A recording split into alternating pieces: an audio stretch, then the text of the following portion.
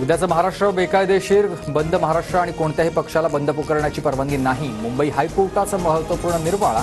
बंद केल्यास कायदेशीर कारवाईचा इशारा. संविधानाचा आणि कोर्टाचा आदर राखून उद्या महाराष्ट्र बंद मागे घ्या. पवारांचं महाविकास आघाडी नेत्यांना आवाहन.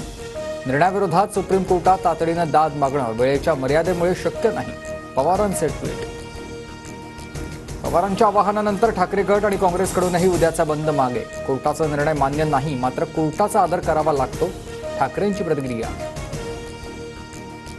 उद्धव ठाकरे शिवसेना भवनासमोर, नाना पटोले ठाण्यात तर पवार पुण्यात शांततेत आंदोलन करणार. तोंडाला काळ्या पट्ट्या बांधून महाविकास आघाडीचे नेते निषेध व्यक्त करणार. न्यायालयाच्या निर्णयाचा सर्वांनी आदर करावा. विरोधकांनी बंद मागे घेतला असल्यास ही योग्य भूमिका आहे. उपमुख्यमंत्री फडणवीसांची प्रतिक्रिया.